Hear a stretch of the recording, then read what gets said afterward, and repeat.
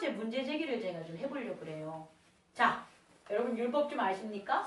율법에 보면 이런 말이 나와 있나요? 부자는 죄인이다. 이런 말이 나와 있을까요? 들어보지 못해서요. 서로 다 고개를 끄덕끄덕 하시죠? 아니, 끄덕이 아니라 갸우뚱 하는 거죠? 맞아요. 부자가 죄인이다 라는 얘기를 저희가 들어본 적이 없어요. 그죠? 성경에서 저도 가르쳐 본 적이 없어요. 그런데 오늘 부자 청년한테 예수님이 하신 말씀은 상당히 가혹해. 그렇지 않아요? 뭐라고 얘기하냐면 영생을 찾으러 부자 청년이 왔는데 그 부자 청년한테 결국은 영생이라는 것을 묻기 위해서 온 거 아니겠습니까? 그런데 예수님의 대답은 부자는 뭐한다? 못 가. 못 간다는 거예요. 낙타가 바늘길을 들어가는 거 들어갑니까? 못 가요. 이 현실에는 어떻게 되는 거예요? 가능하지 않아요. 부자가 도대체 죄인도 아닌데 예를 들어서 소경. 그때 당시 유대 율법에서는 소경과 문둥병자가 조금 그 육체적인 어떤 병자들은 다 죄인으로 그때 율법적인 정죄를 받았잖아요. 그들에게 있어서는 예수님께서 이런 얘기 안 했어요. 내가 너의 죄를 사해 주노라. 그리고 어떻게 됩니까? 앞으로 구원받을, 너가 구원을 받았느라 네 믿음이 구원을 받았느냐 이런 얘기 해주잖아요. 죽은 사람 살릴 때도 너 부자지, 너 가난하지, 너 죄졌지, 너 뭐뭐 했지 이렇게 얘기하면서 살리시고 안 살리고 하신 분이 아니었단 말이에요. 하다못해 간음한 여인을 봐서도 간음이라는 명명백백한 현장에서 잡아온 죄인이라는 물증이 있음에도 불구하고 죄 있는 자들만 그를 치라라고 얘기했던 분이신데 왜 유독 부자한테만 이렇게 부자는 하나님 나라에 들어가는 게 뭐라고요? 낙타가 바늘기에 들어가는 것만큼 뭐하다? 어렵다고 했냐는 거예요. 자, 그래서 오늘은 부자에 대한 집중적인 우리가 뭐라 할까요? 연구 나눔이 필요할 것 같아요. 왜냐하면 이 딜레마걸랑요. 우리 현대 자본주의에 살고 있는 현대 기독교 신앙자들이 가장 고민하는 게 물질이에요. 이 물질. 부자도 아니면서 물질에 대한 고민을 되게 많이 하면서 이 물질이 사실상 교회에 대한 혹은 하나님께 나아가는 믿음에 대한 가장 큰 이런 막는 결과를 가져오고 있어서 오늘 이 부자에 대한 말씀을 통해서 한번 우리 그 진리, 예수님께서 전한 진리가 뭔가를 파악해 봅시다. 자, 저는 이걸 이렇게 좀 이해했으면 좋겠어요. 부자는 죄인인가? 죄인은 아니에요. 그죠? 그죠? 왜냐면 어디에 죄인이 아니라고 적혀 있냐? 율법에. 율법에 보면은 부자가 죄인이다. 부자가 되지 말라. 부자처럼 살지 말라라는 계명이 없으니까 율법에 비추어 봤을 때 이 부자는 죄인은 아니라는 거죠. 자, 그런데 부자는 죄인이 아니지만 또 여기서 오늘 부자 청년이 왔을 때 뭐라고 했습니까? 너가 먼저 영생을 물었더니 뭐라고 얘기합니까? 네가 계명을 지켰느냐? 이렇게 얘기하잖아요. 그리고 부자 청년은 계명을 지켰다고 했을까요? 못 지켰다고 했을까요? 지켰다고 했죠. 부자 청년은 계명을 지켰어요. 자, 계명을 지킨 것은 율법이에요. 그죠? 율법에 분명히 부자가 죄인이라는 게 안 나와 있어요. 그러면 부자 청년은 죄인일까요? 죄인이 아닐까요?를 본다면 율법도 잘 지켰으니까 부자 청년은 죄인이 아니라는 거예요. 그런데 예수님께서는 영생을 얻으려면 율법을 지키면 영생을 얻는 게 아니라 뭐라고 했냐면 나를 따르라는 거죠. 그러니까 영생이라는 카테고리 주제와 율법이라는 주제를 어떻게 해야 되냐? 분리합이 맞아요. 분리하셔야 되는 거예요. 저는 그동안 좀 고민이 있었어요. 어떤 고민이 있었냐면 여러분도 마찬가지죠. 월화수목 금 놀잖아요. 사람들이 월화수목 금 시컷 놀다가 그냥 월화수목 금 놀면 상관이 없지만 인생에 있어도 10대도 놀고 20대도 놀고 30대도 놀고 40대도 놀고 50대도 놀고 60대도 놀고 70대도 놀다가 80쯤 와가지고 89세에 마지막 11월 달에 예수님을 영접해서 12월 달 잠깐 은혜를 받았는데 구원을 받은 거예요. 그러면 이것에 대해서 그동안 많은 신학자들이나 사람들이 얼마나 분통해하냐고요. 나는 뭡니까? 나는 목사님 자녀로 태어나서 술 한 번 먹어보지 못하고 밖에 나가서 나이트클럽 한 번 다녀보지 않았는데 나는 그렇게 신앙생활을 했는데 저기 나이트에서 놀고 죄는 다 짓고 가뜩이나 죽을 꼴딱 할 때 온 저 사람은 뭐냐는 거예요. 왜 저 사람과 내가 하나가 됩니까? 라고 예수님한테 물어본다면 예수님은 분명히 오늘의 이 부자 청년과 천국 비유를 얘기할 수 있다는 거예요. 다시 말해 별개라는 거예요. 별개. 구원을 받는 거는 예수님을 따르는 거예요. 예수님을 따르는 것은 그동안에 살아온 우리의 월화수목 금금금과는 관계가 없어요. 그래서 우리가 예배를 드릴 때 예배 시간만 되면 잘하는 것에 대해서 제가 한번 지적을 한 적이 있었죠. 그땐 제가 이 말씀을 못 깨달을 때였어요. 근데 예배 시간만 되면 정말 기도도 잘하고 찬양도 잘하고 잘 들어. 그건 당연한 거라는 거예요. 왜? 월화수목 금금금에 있었던 율법적인 내 육체적인 에고의 세상과 예수님을 따르는 건 육체의 에고가 따르는 게 아니고 나의 참 자아가 하나님을 봤을 때 빛을 본 거예요. 빛을 봤을 때는 에고가 어떤 짐을 졌던지 어떠한 육체적인 사고방식과 율법을 따르든지 아무 저항할 수가 없어요. 오늘 성경에도 뭐라고 나오냐면 아니 그러면 우리가 부자가 낙타가 바늘기에 들어가는 것도 못 들어가면 그러면은 누가 부자가 되겠습니까? 라고 막 지금 뭐예요? 제자들이 불평을 하잖아요. 지금 제자들은 도른 거예요. 이게 쉽게 말해서 머리가 이렇게 아주 기분 되게 나빠진 거야. 왜냐면 자기들은 부자가 되고 싶거든. 다 버리고 왔는데. 그런데 정말 부자가 와서 이 부자 청년이 우리랑 같이 예수님 제자 되면 밥 걱정도 하지 않고 집 걱정도 하지 않고 집세도 내지 않고 전도 여행도 잘할 텐데 딱 와서 부자한테 나 따르라 그랬는데 잘 싸바싸바해서 따르게 하지도 않고 그냥 뭐 돌려보낸 거잖아요 사실상.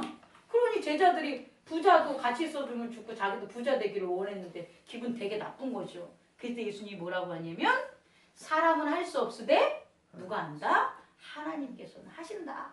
여러분이 예배를 드리고 그리스도를 따르는 그 여러분 성령과 함께 하시는 건 누가 하는 거다? 하나님이 하시는 거예요. 누가 한다고요? 하나님. 그러니까 여러분이 아니 내가 그동안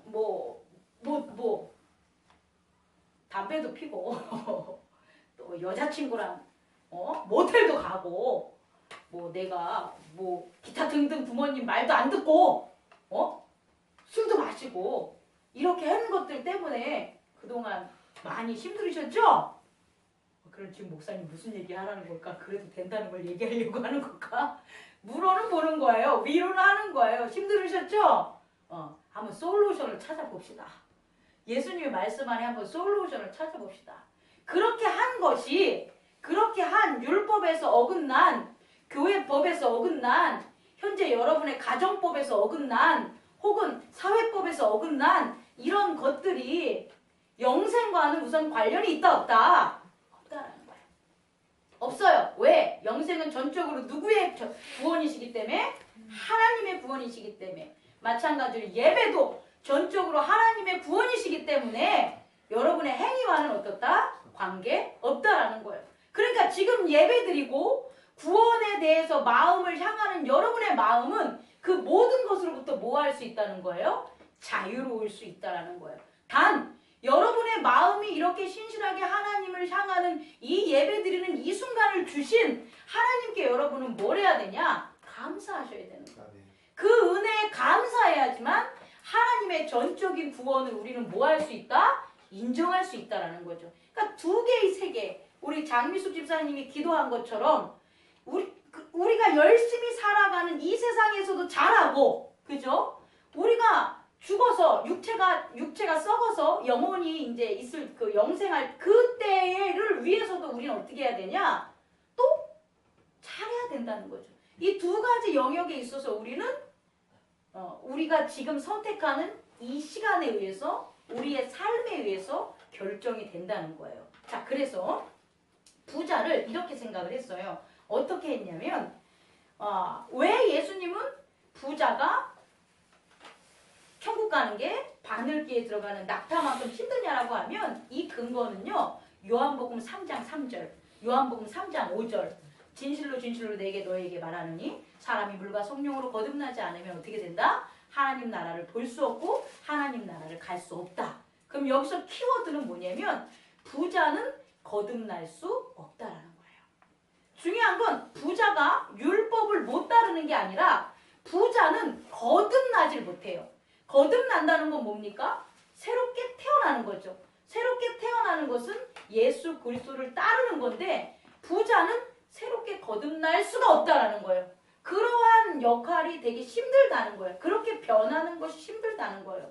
그럼 단순히 부자라는 게 재산이 많다라는 게 아니고 마태복음 5장에 산상수훈의 그 말씀을 따르면 심령이 가난한 자는 복이 있나니 천국이 저희의 것이며 라는 거와 대조적으로 부자의 무엇이 부자의 재물이 거듭나지 못하게 하는 게 아니고 부자의 통장에 찍힌 은행 잔고가 거듭나게 하는 게 못하게 하는 게 아니라 거듭나지 못하게 만드는 게 뭐냐 봤더니 부자의 심령이라는 거예요. 다시 말해 심령이 가난한 자는 어떻게 된 거예요? 저희가 하나님 나라가 저희 것이에요. 심령이 가난한 것은. 그런데 심령이 부자인 것은 심령이 부자인 자는 어떻게 되냐?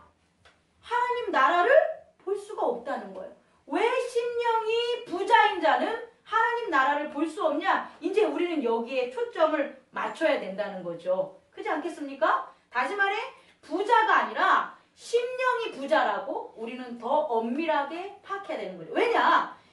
부자인 사람도 많아요. 그런데 단순히 돈만 가진 게 아니라 거듭난 부자들이 있다라는 거예요. 그래서 많은 선한 사업을 하고 예수님의 말씀을 전할 때 예수님의 제자들을 뒷받침했던 자들이 성경에 나와 있어요. 이해하시죠? 그러니까 그들은 물질적인 부자가 아니라 무슨 부자다? 심령이 부자가 아닌 심령은 가난하지만 물질이 많은 사람. 오늘 말씀에서 보면 그 하나님의 보화로 가득 채워진 사람. 내가 하나를 버렸을 때 하나님께서 3배, 10배를 갖다 채워준 사람. 그런 사람들, 그런 부자들은 우리는 돼야 된다는 거죠. 다시 말해 심령이 부자가 되는 게 아니라 심령은 가난하지만 물질적인 부자. 이게 바로 우리 기독교인들이 걸어가야 될 그 길이라는 거죠. 그러면 심령이 부자라는 것은 뭐냐라는 것으로 우리가 이제 또 한 걸음 더 나아가야 되지 않겠어요? 그 전에 율법과 구원과의 관계를 다시 한번 정리하면 부자 청년이 너 율법 다 지켰니? 라고 했을 때 뭐라고 했어요? 나 다 지켰어요.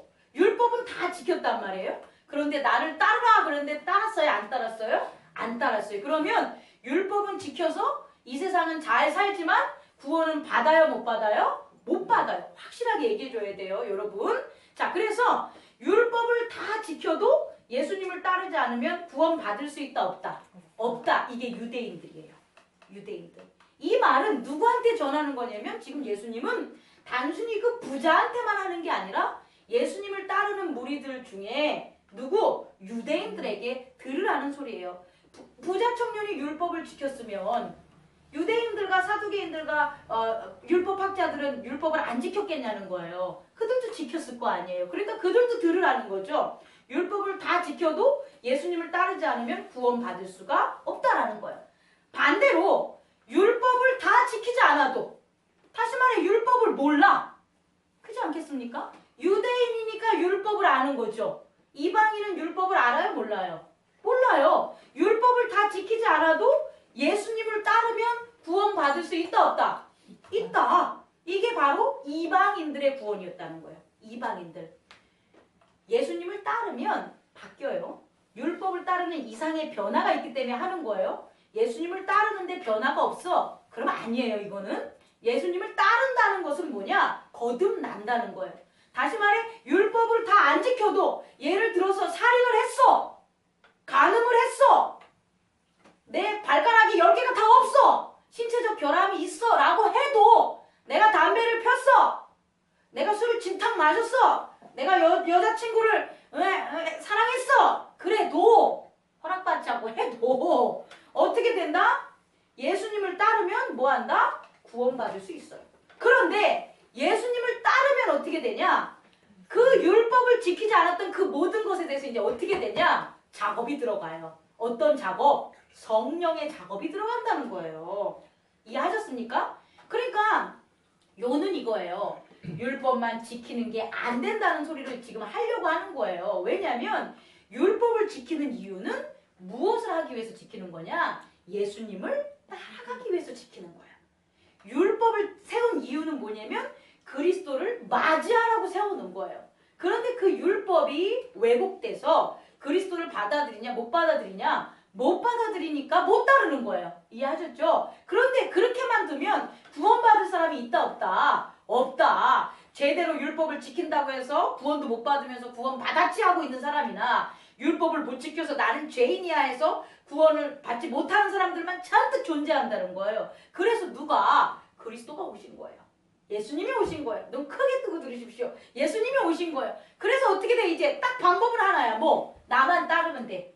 율법을 따르면서 나를 따르면 더 좋고 율법을 안 지켜도 뭐? 나를 따라. 그럼 나를 따르면 나의 이름으로 누가 이제? 성령님이 율법에서 얘기했던 율법이 얘기하는 게 뭐예요? 율법은 죄를 알게 해주는 거잖아요. 유대인들이 율법을 세운 건 뭐 때문에 세운 거냐? 죄를 느끼라는 거예요. 죄를 알라는 거예요. 죄를 알라는 것은 성현아 뭐가 되냐면 하나님을 향해서 뭐 하라는 거예요? 돌이키라는 거예요. 그래서 율법이 있었어요. 여기까지 이해 가시죠? 그런데 예수님을 따르면 누가? 성령님이 오셔서 율법이 했던 거와 같은 것을 해준단 말이에요. 어떤 것? 죄에 대해서, 의에 대해서, 심판에 대해서 누가 가르쳐 주는 거냐? 성령님이 가르쳐 주신다는 거예요. 더 찔리겠지. 사실상 더 찔리겠지. 왜? 사랑을 하는데 변화라고 하는데 율법은 어떻게 됩니까? 정죄를 해. 정죄를 하니까 반론을 하고 나 당신 싫어. 싸움질하고 나갈 수도 있지만 사랑을 막 해주는데 나보고 내 죄를 알게 해주니까 어떻게 돼요? 어떻게 꼼짝할 수가 없는 거야. 그런 것들을 예수님이 우리에게 해주신다는 거예요. 너무 멋지시지 않습니까? 자, 이제 또 한번 들어갑니다. 그럼 율법은 뭐냐? 그럼 율법은 필요하지 않습니까? 율법은 폐기돼야 됩니까? 아니, 율법이 필요하지 않으면 예수님께서 율법을 폐하셨겠죠. 근데 예수님이 오셔서 뭐라고 하십니까? 율법을 폐한다? 아니야. 난 율법을 폐하러 온 게 아니라 나는 율법을 뭐하러 왔다? 온전하게 하러 왔다. 다시 율법이라는 게 온전해진다는 건 뭐냐? 예수님을 따르게 되는 게 율법이라는 거죠. 율법은 지키면서 예수님을 따르지 않는 게 불완전한 거였었고요. 율법을 지킴으로 뭐 하는 거예요? 예수님을 따르게 하는 율법의 완성을 예수님께서는 우리에게 전해줬다는 거예요. 그렇다면 율법은 필요합니까? 안 필요합니까? 필요한 거예요, 여러분. 서두의 얘기만 보면 안 돼요. 율법은 어떻게 합니까? 필요한 거예요. 이제부터 얘기할게요. 왜 율법이 필요하냐는 거예요. 자, 육체가 있는 한 율법은 필요합니다. 뭐가 있는 한? 육체가 없으면 율법 안 필요해. 그러니까 육체가 있는 우리 육체가 있는 모든 곳에서는 뭐가 필요해요? 율법이 필요해요. 그 율법은 뭐냐? 사회, 윤리, 도덕 이 모든 것들이 율법이에요. 또한 율법은 변해요. 율법은 고대와 현대가 틀리고 또 하나는 어떻게 돼요? 지역마다 장소마다 틀려요. 이해하죠? 유대인의 지금 율법과 지금 우리 율법이 틀리고 동양의 유교의 율법과 서양의 기독교가 틀려요. 그러니까 이건 율법이에요. 다시 말해. 이 율법은 다를 수 있다 없다? 다른다. 다른 게 그게 정석이라고. 내가 얘기하는 건. 다른 게 흠이 아니라 다를 수밖에 없어요. 앞으로도 그럴 거예요. 바울 시대에 율법이 있었어요. 어떤 거? 교회법이 율법이 되는 거예요. 바울이 전한 교회법 어떤 것? 여자는 교회에서 잠잠해야 된다. 그때 당시는 그 법을 지켜야 되는 거예요. 근데 지금의 율법은 지금 교회에서 잠잠하면 교회들 다 망해요. 여자들 다 안 나오면 한국 교회는 끝나버려요. 여자 성도가 70~80%인데 그렇지 않겠습니까? 그러면 지금은 또 틀리다는 거예요. 자, 율법은 이런 거예요. 율법은 시대에 따라 어떻다? 달라요. 또 있어요. 율법은 교회마다도 달라요. 교회의 특성상 어떤 큰 교회에서는 그게 그렇게 지키는 게 교회법이야. 그럼 그렇게 지켜야 돼요. 어디? 그 교회를 다니면. 우리 교회는 우리 교회대로에 뭐가 있는 거예요? 율법이 있는 거예요. 그 율법을 우리 교회를 다니는 사람들은 어떻게 돼요? 지켜야 되는 거예요. 차이점이 있다. 개인으로 갈 수도 있어요. 어떻게? 나 개인의 율법이 있어요. 내가 살아가면서 내가 정해놓은 율법이 있잖아요. 또 뭐가 있어요? 가정의 율법이 있어요. 이 가정에서는 이 율법대로 하는 게 맞아요. 그래서 어떤 아빠가 권위적이다. 어쩔 수 없어요. 그 가정을 이루는 법에 대한 그 힘을 가지고 있는 게 누구냐? 아빠기 때문에 그 사람이 아빠가 다소 권위적이라고 해도 그 집에서는 그렇게 살아야 되는 게 맞아요. 그렇지 않고 친구 같은 아빠야. 그 친구 같은 아빠가 대놓고 반말한다고 해서 그걸 또 비난할 수 없다라는 거. 왜? 그 가정의 율법은 그러니까. 이해하셨죠? 그러니까 율법이 다양하다는 것에 대해서 변화에 대해서는 우리가 뭐 해야 된다? 인정하시라는 거예요. 자, 이제 하겠습니다. 그럼 왜 율법을 지켜야 되냐? 조금 어렵지만 자, 고개 좀 들어보세요. 저 좀 보세요. 우리가 우리의 인간을 이렇게 보면 사람 이렇게 보잖아요. 이렇게 보면 우리가 바뀔 수가 없어요. 자, 저를 움직이는 저의 사고의 판단과 행동하는 그런적인 애가 있어요. 걔를 뭐라 그러냐? 철학적 용어로 에고라 그래요. 뭐라고요? 에고. 에고. 자아라는 말을 써요. 이 자아, 에고가 나를 결정하는 거예요. 야, 나 목사님이 돼야지. 이거 누가 결정하는 거예요? 에고가 결정한 거예요. 에고가 누구의 말을 듣고 다른 에고의 말을 듣던지 아니면 성령의 말을 듣던지. 중요한 건 육체가 있는 한 우리는 뭐에 움직인다? 에고에 의해서 육체적인 모든 것들이 나와요. 그럼 육체가 없어지면 에고는 힘을 잃게 돼요. 근데 에고로 살아가는 거와 하나님의 부활체로 살아가는 거에 변화가 있는데 이건 제가 2부 때 알려드릴게요. 이것은 부활체와 에고, 부활체로 거듭나면 에고는 사라지고 없어요. 마음도 없어져요. 그건 하나님과 하나 된 그리스도 안에 있는 그리스도의 부활체가 되는 거예요.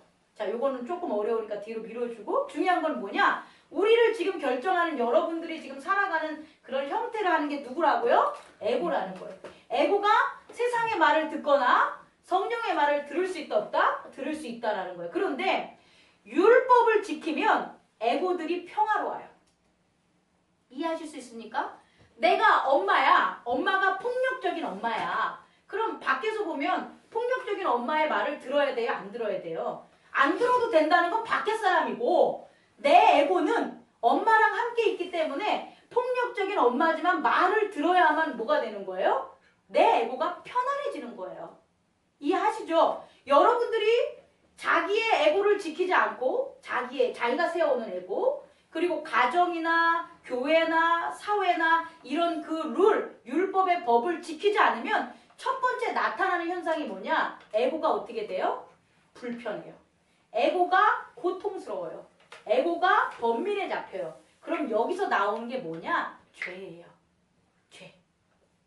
이해하셨죠? 내가 뭔가를 안 지킴으로써 나를 괴롭히는 것은 내 에고의 편안함 때문에 그러는 거예요. 그리고 또 하나, 율법은 에고들이 죄를 알 수 있기 때문에 이거 지키면은 돼, 안 돼를 아는 거잖아요. 그래서 자기가 편안해지기 위해서 그렇게 하는 거예요. 그런데 이 에고가 나쁜 것만 있는 게 아니라 율법을 보면서 하나님을 볼 수 있어요. 근데 하나님과 하나는 될 수 없어요. 그냥 하나님이라는 이미지, 하나님이라는 인포메이션, 하나님이라는 그런 어떤 존재에 대한 막연한 그런 어떤 것들, 관습, 전통에 의한 것으로 볼 수 있는 거지 하나님과 만나거나 일치가 되는 건 아니에요. 이해하셨죠? 마치 거울 속이라든지 막이 있는 거야. 거울 속이라고 합시다. 거울 속에서는 내가 보이지만 실제적으로 에고가 율법 때문에 내가 잘못했어 라고 하면 돌리는데 그 돌리면 누가 보여요? 하나님이 보여요. 하나님의 말씀이 보이고 하나님 나라가 보여요. 근데 그건 들어갈 수 있다 없다? 못 들어가요. 에고는 절대 못 들어가요. 육체는 결국 못 들어가요. 육체는 어차피 죽어야 되기 때문에. 이해하셨죠? 그렇다는 것. 또 하나는 율법이 이러한 행동을 통해서 율법을 통해서 에고의 잘못이 교정이 돼요. 어떤 것들? 내가 나 잠자야지? 나 오늘 학교 안 가야지? 그럼 어떻게 돼요? 너 그거 잘못했어 라고 누가 얘기하는 거예요? 학교의 율법이 얘기하는 거예요? 부모의 율법이 얘기하는 거예요? 가정의 율법이 얘기를 해요. 그럼 그 애고가 어떻게 돼? 잘못했구나 라는 것을 알게 해야 되는 거예요. 교정이 되는 거예요. 자, 이렇게 율법이라는 것이 필요한 건 뭐냐? 이 땅을 살아가는 애고를 뭐 하는 거예요? 평안하게 하고 교정해주고 죄를 갖다 바라보게 해서 하나님을 쳐다보게 하는 역할을 하는 거예요. 자, 이런 것들이 어떻게 나타날까요? 이렇게 하면 에고가 살아가고 있는 곳이 있어요. 그게 뭐예요? 마음이에요. 뭐라고요? 마음. 이런 마음이 에고가 율법을 지키면 그 마음이 어떨까요? 깨끗해졌을까요? 더러워졌을까요? 깨끗해진다는 거예요. 이해하실 수 있죠? 지금 부자 청년은 2단계에 있는 거예요. 뭐냐면 율법을 다 지킴으로 말미암아 그 부자 청년의 마음에는 뭐로 가득 차 있다? 깨끗한 거예요. 편안한 거예요. 그리고 더 원하는 것도 없어요. 그리고 더 중요한 건 그런 거로 말미암아 부자 청년이 가진 게 많다는 거예요.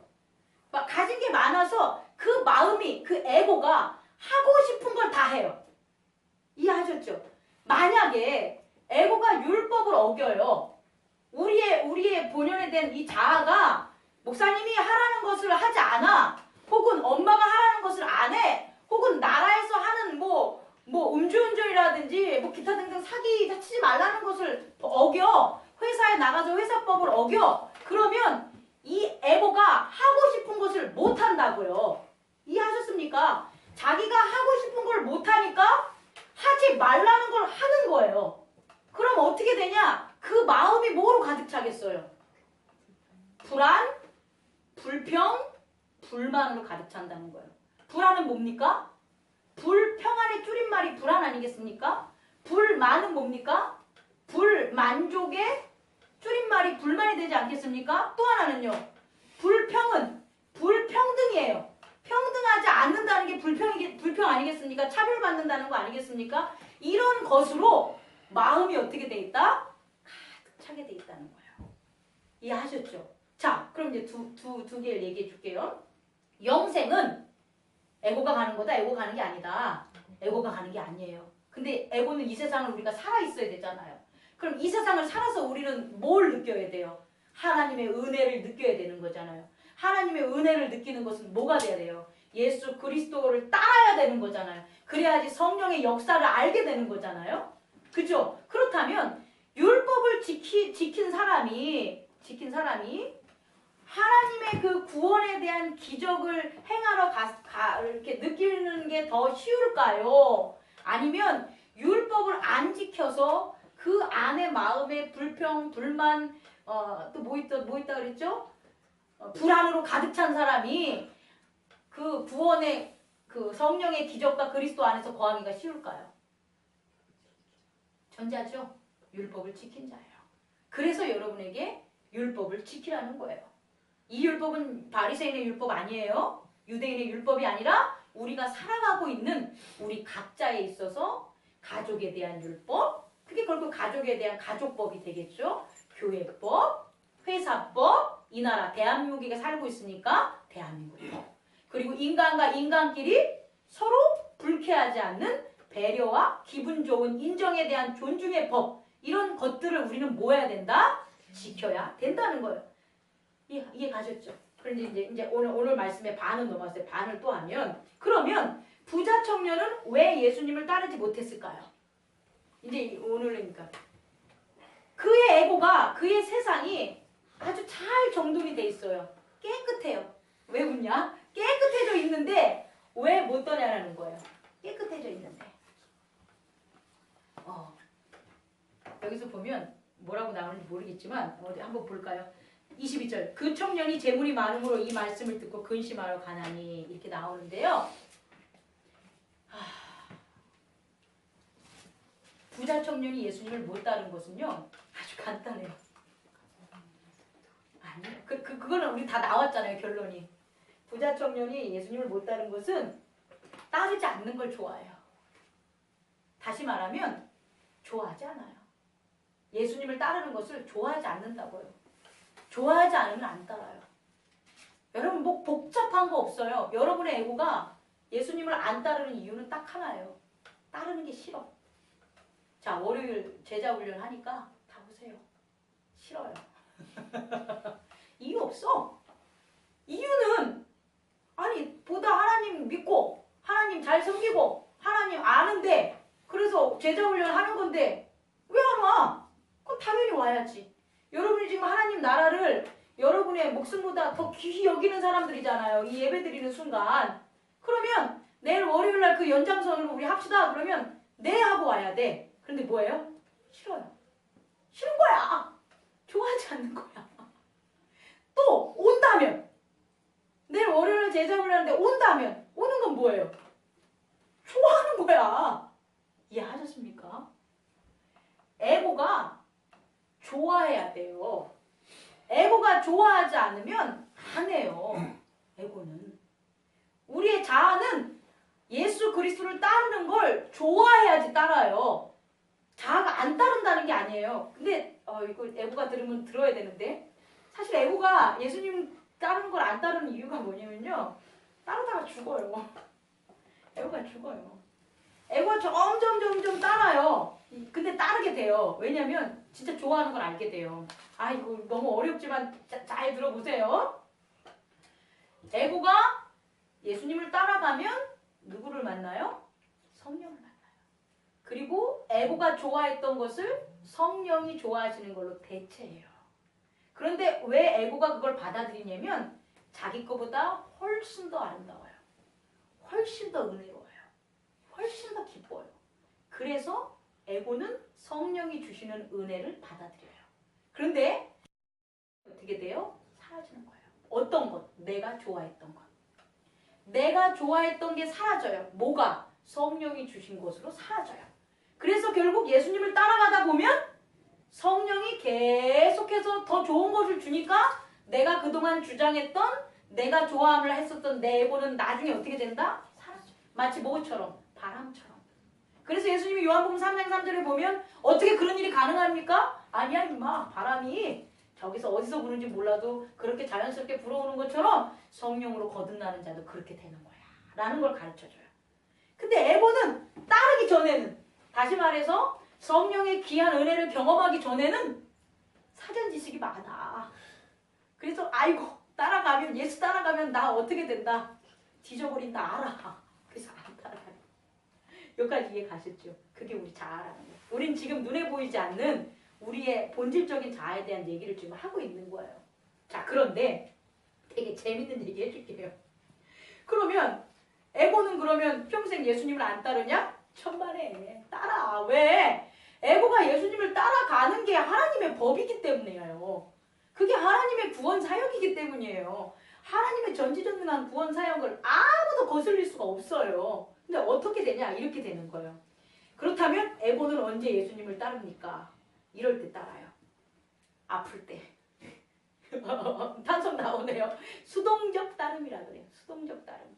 또 하나는 능동적 따름으로 아까 말한 것처럼 자기가 좋아하는 것보다 더 예수님을 따른 것들이 좋을 때.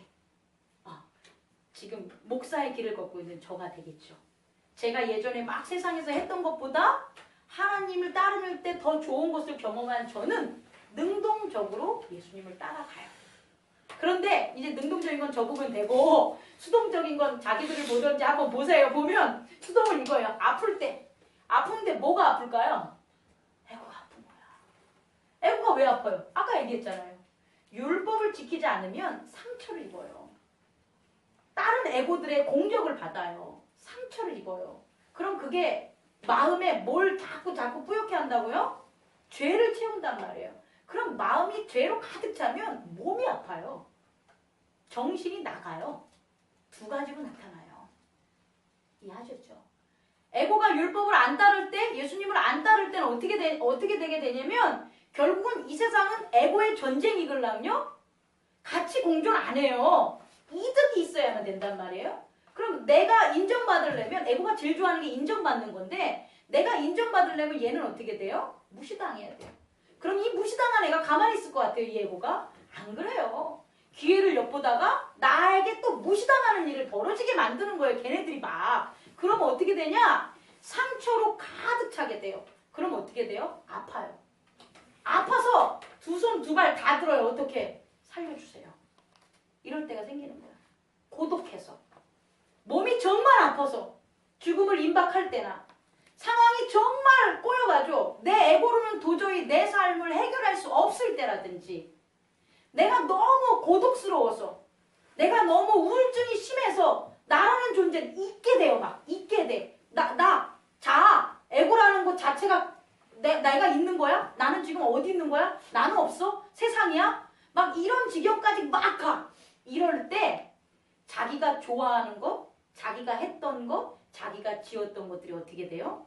싹 사라지게 될 아주 대방의 요건이죠. 이럴 때는 성령님이 약간 옷깃만 스쳐줘도 어떻게 돼요? 따라가요. 막 따라가요. 이게 바로 심령이 가난한 자예요. 내가 나를 어떻게 하지 못해.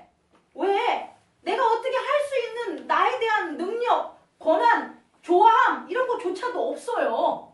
이렇게 심령이 내가 어떻게 해야 될 수 있는 주권이나 힘이 없는 그 상태, 그런 사람들이 바로 심령이 가난한 거예요. 물질이 가난하지만 심령이 가난하지 않는 사람들이 있어요. 물질은 하나도 없으면서 지 고집대로 하는 사람이 있어요. 에고가 강한 사람이 있어요. 물질은 많지만 심령이 부자 아닌 가난한 자도 있어요. 이 사람들은 물질은 많아도 하나님의 하라는 대로 따라갈 줄 아는 사람들이에요. 이해하셨죠? 그러니까 결국은 뭐냐? 우리의 에고는 성령님의 음성을 듣고 예수님을 따라간다 안 따라간다? 따라간다는 거예요. 따라가는데 어디냐는 거야 우리가. 아파가지고 지쳐 있어서 절망에 있어서 에고가 힘들어서 그렇게 된다면 이 경우는 두 가지가 나올 수 있는데 아예 예전 것을 확 어떻게 해요? 버리고 그 순간 살인한 자가 거듭난 것처럼 간음한 자가 거듭난 것처럼 그렇게 우리가 바뀌어서 예수님을 따라가는 사람이 나올 수가 있고요. 또 하나는 경우는 뭐냐면 덜 따라가요. 덜 따라가고 에고의 아픈 그 상처만 어떻게 돼요? 치유를 해요. 그리고 다시 거기에 뭘 집어넣어요? 자기 자신의 에고를 넣어요. 그게 뭐냐? 집을 깨끗이 청소해놨더니 누가 와요? 7 귀신이 오는 거예요. 여러분 마음을 깨끗이 청소했더니 거기에 예수님이 와요? 잘못된 거예요. 마음이 깨끗이 청소가 되면 마음이 버려지는 거예요. 내게 버려지는 거예요. 버려지고 어디로 가는 거예요? 마음이? 우리의 에고가 예수님께 가는 거예요. 우리는 우리가 만든 마음이라는 집에 머물면 안 돼요. 지금 부자 청년은 자기가 만든 마음이란 자기가 할 수 있는 모든 그런 어떤 거예요? 심령이 부자로 만든 그곳에 자기가 집을 진 거예요. 그 집을 짓고 거기서 살만하니까 예수님을 따라가요? 못 따라가요? 안 따라간다는 거예요. 그래서 우리는 우리의 집을 청소하는 것, 우리의 마음을 청소해서 깨끗해서 그것을 채우는 게 아니라 우리가 채우려고 그 마음을 깨끗이 율법적으로 청소하는 게 아니라 이 마음으로부터 뭐 하기 위해서 벗어나려고 버리려고 그래서 누구를 따라가려고 예수님을 따라가려고 우리는 청소를 하라는 거예요. 율법을 하라는 거예요. 근데 유대인들은 이걸 지켰다 안 지켰다? 몰랐다는 거예요. 유대인들은 그들이 만든 율법 위에 예수님이 와서 살기를 원한 거예요. 근데 예수님의 계획은 그게 아니었어요. 하나님의 계획은 그게 아니라 너희들이 율법을 지켜서 깨끗해진 그것을 뭐하라 이제? 버려라. 버리고 어떻게 되는 거냐? 나를 따르라. 그것이 바로 예수님의 구원 사역이었다는 거예요. 자, 이제 쭉쭉쭉 좀 어려운 얘기들을 좀 많이 했지만 마지막으로 이제 말씀을 마치려고 합니다. 그렇게 우리 에고가 예수님을 따른다는 각오만 한다면 그대로 남아있어요. 어떻게? 내가 지은 집들도 있고 내가 깜깜한 내 모습도 있고 혹은 잘 정리된 내 모습도 있어도 내가 예수님을 따른다고만 한다면 성령님께서 어떻게 해야 된다는 거예요? 우리에게 죄에 대해서, 의에 대해서, 심판에 대해서 가르쳐 주는데 죄에 대해서는 뭐냐면 율법으로 죄를 보는 대신 그리스도 예수를 통해서 죄를 봐요. 이전에는 성령님이 가르쳐주기 전에 율법은 뭐냐면 너는 죄인이야. 그래서 죄를 딱 봤어. 그럼 그 죄가 내 마음속에 어떻게 되는 거예요? 남아. 내가 죄를 봤으니까. 내가 정죄를 당하니까. 그런데 성령님께서 가르쳐주시는 죄는 뭐냐면 예수 그리스도를 통해서 죄를 가르쳐주기 때문에 예수 그리스도는 뭘 가르쳐주겠어요? 너 죄 없어 이렇게 해주는 거야. 그러니까 예전에는 율법이 가르쳐주는 죄는 죄가 보여서 내 삶에 죄가 남아 보여서 그 죄에 대해서 자꾸 얽매여 살았다면 성령님이 보여주는 그 죄, 가르쳐주는 죄는 죄를 갖다 없다 해주는 거예요. 그리스도를 통해서 죄를 없다 해주니까 예전에 남았던 죄가 더 이상 있다 없다? 없어지는 거예요. 죄가 없어지니까 죄를 안 짓게 되는 거예요. 그 다음에 의에 대해서 가르쳐주는데 의에 대해서는 뭘 것 같습니까? 그리스도 예수의 은혜와 진리. 그리스도 예수의 은혜와 진리가 의예요. 그러니까 성령님은 우리에게 그리스도 예수의 은혜와 진리를 가르쳐줘요. 베드로에게도 가르쳐주고 요한에게도 가르쳐주고 바울에게도 가르쳐주고 그래서 베드로가 예전에 가졌던 애고적인 거 다 버리고 요한도 버리고 바울도 버리고 그래서 그들이 가르쳐준 의, 정의, 예수 그리스도의 은혜와 진리로 그들은 어떻게 됩니까? 거듭나게 된다는 거죠. 이게 바로 뭐냐? 에고가 좋아했던 게 변화가 되는 거예요. 이전에 좋아했던 에고가 좋아했던 것들은 다 사라지고 누가 좋아하는? 성령님이 좋아하는 걸 에고도 좋아해. 하나님이 좋아하는 것을 에고도 좋아해. 그래서 점점 어떻게 되는 거예요? 성령님의 그 은혜와 기적으로 진리로 자기가 가득 차니까 에고는 사라진다 안 사라진다? 점점적으로 사라진다는 거예요. 그리고 성령님이 가르쳐주는데 심판에 대해 가르쳐요. 심판. 냉엄하지만 에고는 이걸 받아들여야 돼요. 뭐냐?